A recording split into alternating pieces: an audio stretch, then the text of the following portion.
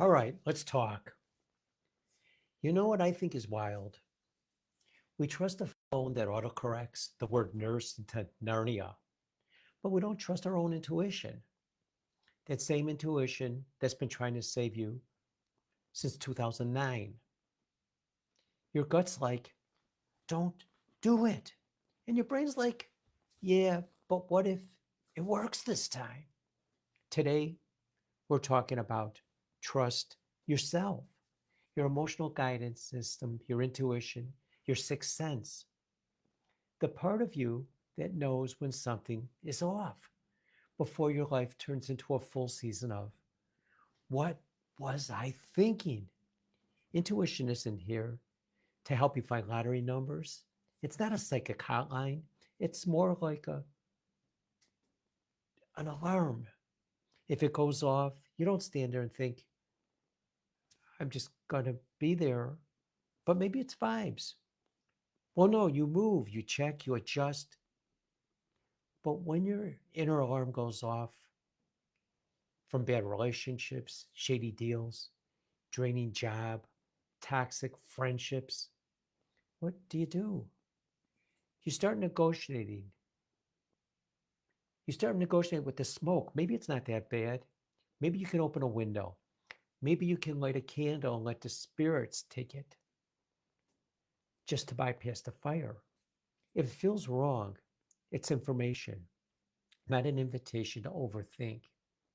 Here's how override intuition. You explain away discomfort because you think it's convenient. You confuse anxiety with intuition and then ignore both. You chase certainty like it's a product, not Amazon Prime. You keep pushing because you don't want to look like you quit. But sometimes the bravest thing you can do is to just say, this is not aligned. This isn't easy. This isn't healthy. This is not me. Some don't want red flags. They want them in a nicer color palette. So here's the part that you miss. Sometimes abundance isn't about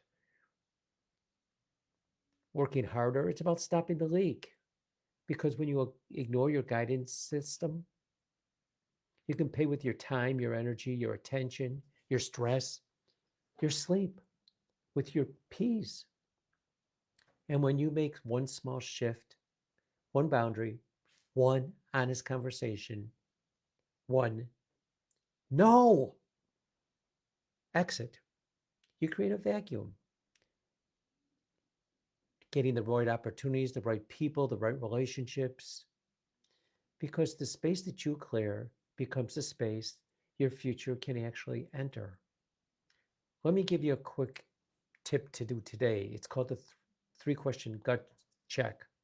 First, when you think about the situation, does your body feel open or tight? Second, if your best friend told you this exact story, what would you tell that person to do?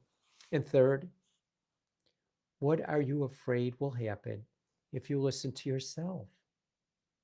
That third one, that's the trap door. That's usually where the disillusion is hiding. Remember when I said you trust a phone that doesn't spell, but you don't trust the inner system that's been trying to protect you for years? Your intuition isn't drama, it's data.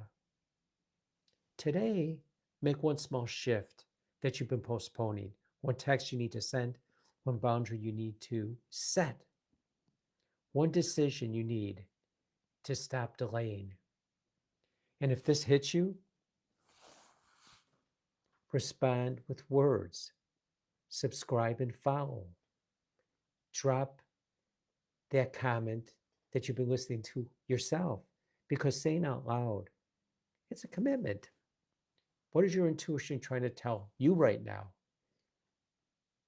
that you've been talking yourself out of for years? Remember, trust yourself, intuition, mindset shifts, abundance mindset for you to be a success.